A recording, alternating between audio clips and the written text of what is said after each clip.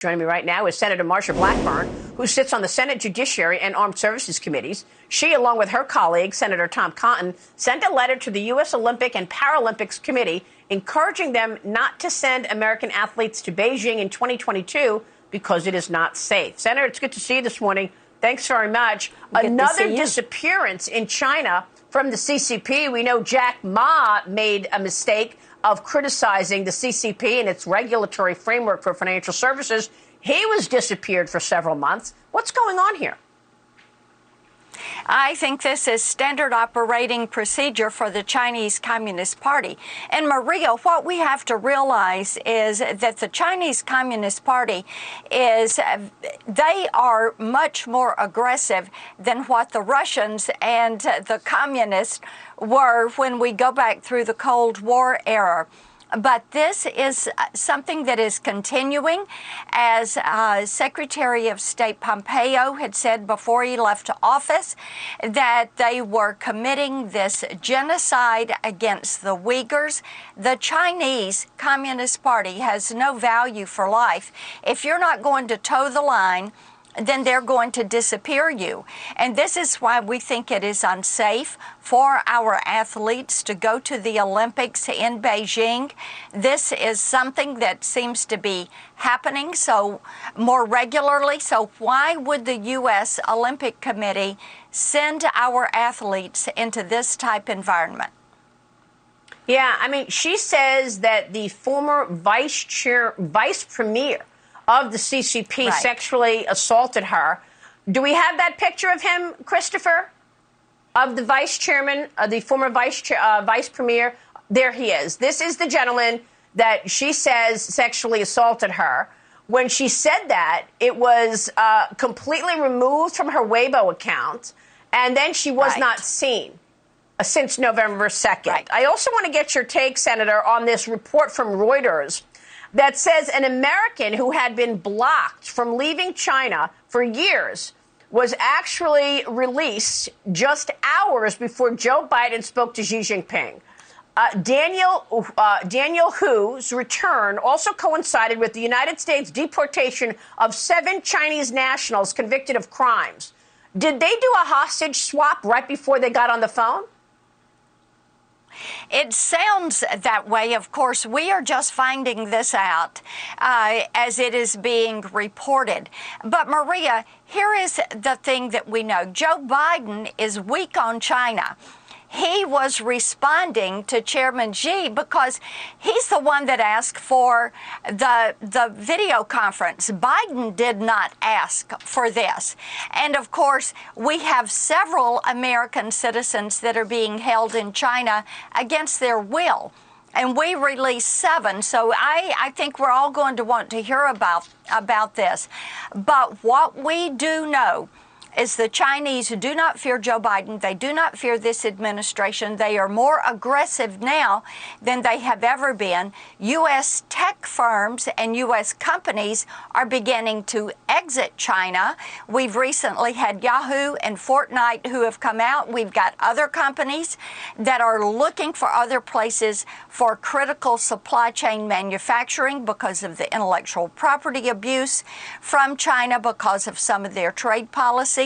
And what we know is whether it is COVID or great power competition or Belt and Road, whether it is some of these trade policies, whether it's a debt diplomacy, the Communist Chinese Party is aggressive. They are not going to be truthful in their negotiations. They are not a competitor. They are an adversary. And this administration needs to realize this. They need to admit it. And Joe Biden needs to stop kowtowing to the Communist Chinese. Well, he tiptoes around Xi Jinping. We know that. And he's taken a lot of these communist ideas to America with these vaccine mandates and bank surveillance that it feels like it's right out of communist China. Is it because of a conflict of interest that Hunter Biden was paid by the CCP? I don't know if he's still being paid. I mean, is that what it is? What is behind this incompetence around the CCP, who's been very clear that they want to overtake the United States as the #1 superpower? Well, you're right about that. And anybody who follows what the Communist Chinese are doing, they are intent on global domination by the time we get to the midpoint of the century. This is their goal.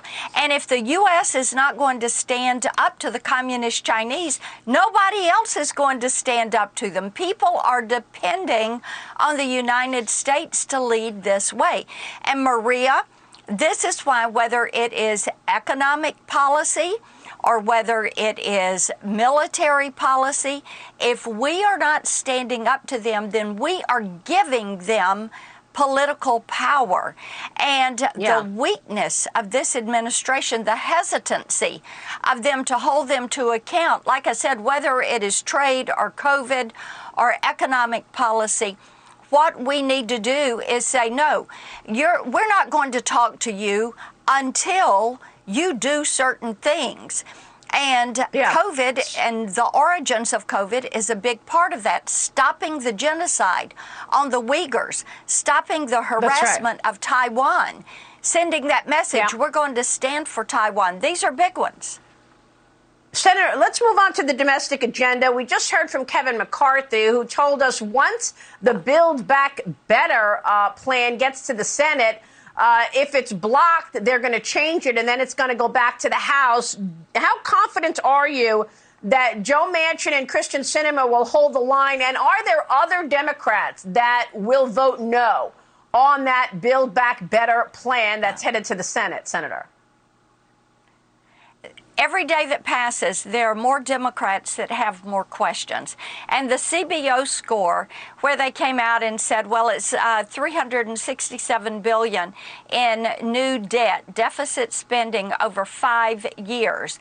And so Joe Biden's math is totally wrong on this bill. You're looking at nearly $1 trillion worth of debt if they were to pass this. But what they are intent on doing is taking one vote.